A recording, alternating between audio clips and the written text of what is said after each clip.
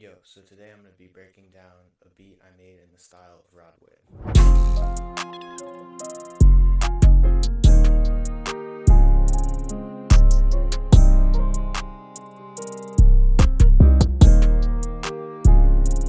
So I already recorded this from like scratch, but the audio messed up. If you want to hear it, I'll play it right now.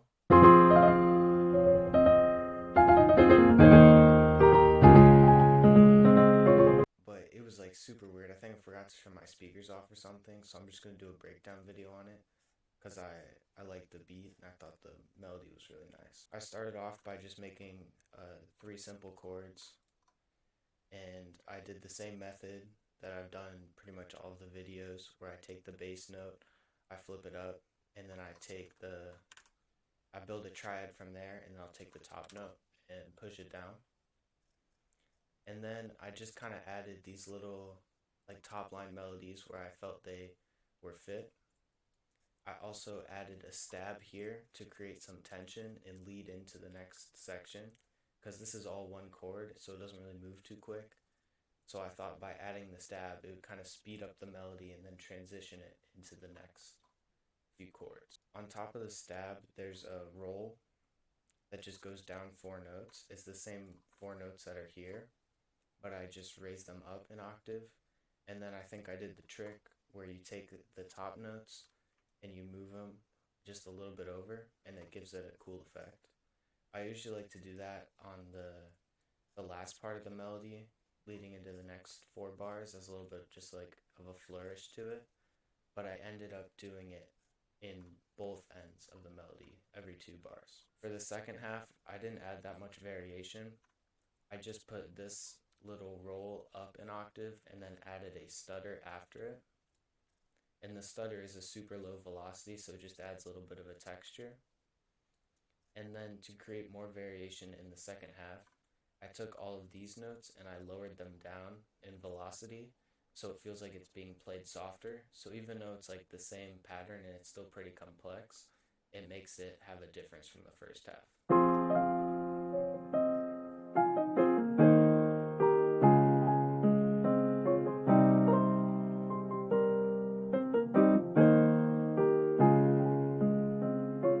For the effects on the piano, I just added a low cut so it doesn't interfere with the 808 or the bass. And then I cut some of the highs out because I knew I wanted to add another piano that was really super high as a texture. We'll get to that later. And then I added an imager just to make it sound, just to make it sound more wide, and I pretty much turned it all the way up. For the next sound, I added a Rhodes piano.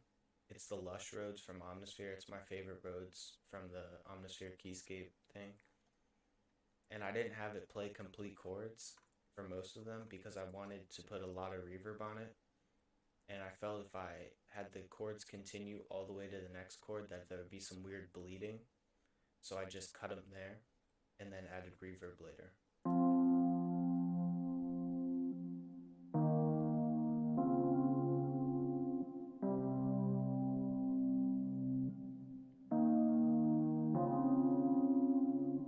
So as you can hear, those cuts did make it bleed less into the other chord, kind of giving it a more clean feel.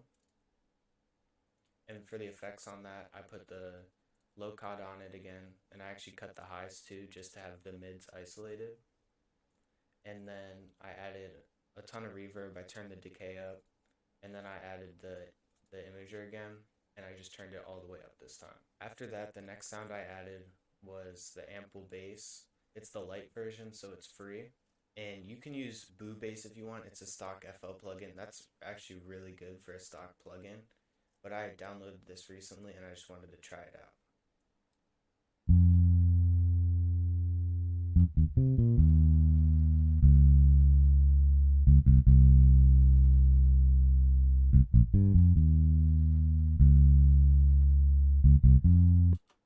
So I just copied the bass notes from the chords and then copied the rolls.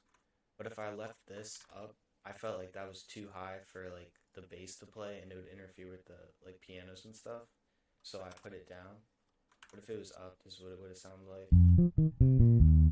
it sounds cool, but like it's just not it. After that, I added the piano texture that I was talking about, and as you can see, it's very high pitch range.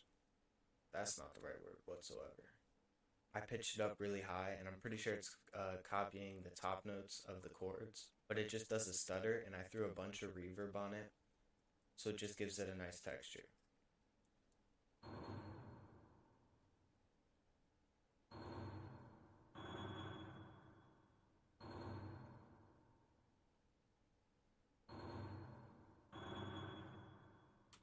A lot of songs with piano melodies do this. Like I know for a fact that Robbery by Juice WRLD does this, and that melody is insane. So I wanted to incorporate that into this beat, and it really just fills up the high end of the melody really nicely. Then I added a violin from Expand. I'm pretty sure it's called like Violin Solo or something, but Expand has really good strings in my opinion. So I threw these in, and it copies the top notes of the chords, and then it goes down here, and there's some variation in the second half.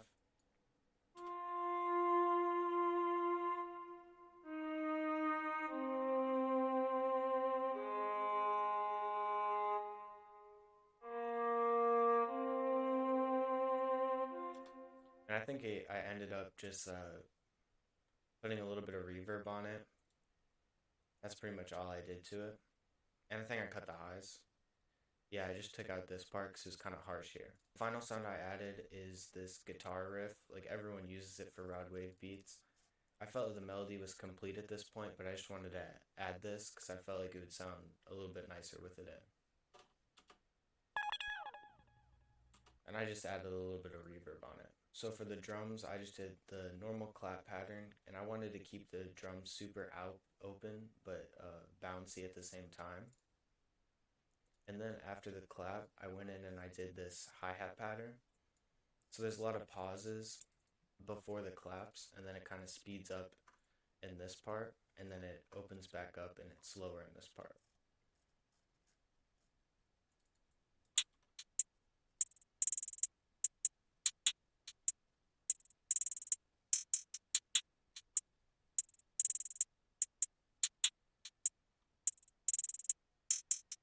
So as you can hear, it's a super simple pattern, really open.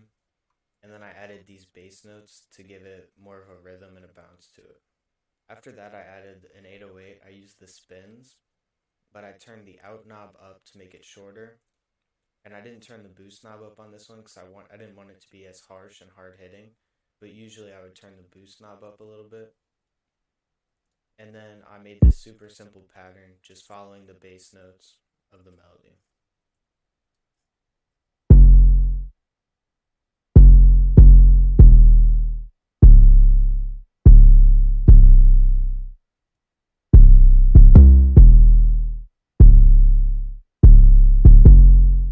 Next, I added a kick, and it just follows the pattern with extra notes here to give it a little more bounce.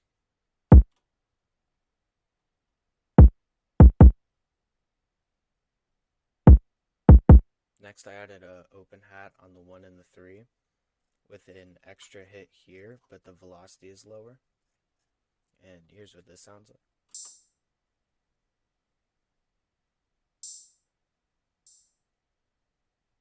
After that, I added a snare, and I'll play it at the same time with the clap so you can get the context of it.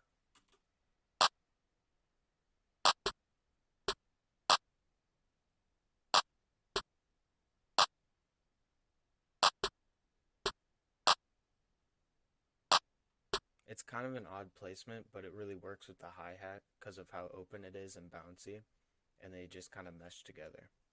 For the last sound for the drums, I added this perk, or maybe it's a shaker, I don't really know, but it hits, since there's a snare hitting here, it acts as the second snare to get that bounce, but it's just a different sound. I thought it added something cool to the, then for the arrangement, I just kept it real simple. Like there's really nothing special at all to it. I just have things come in and out gradually as the beat goes on. And I added this sound, which is like the Molly Raw stomp. it's my favorite like transition. I just think it's really nice. And then I added my tag and then a volume automation that goes out at the end. And if you're wondering how to do that, you go over to the master, you right click on the fader, and you click create automation clip, and then that'll pop up and you can edit it how you want. So that's pretty much it for the video. Thank you guys for watching. If you want to subscribe, that'd be pretty sick. I don't know. Have a fantastic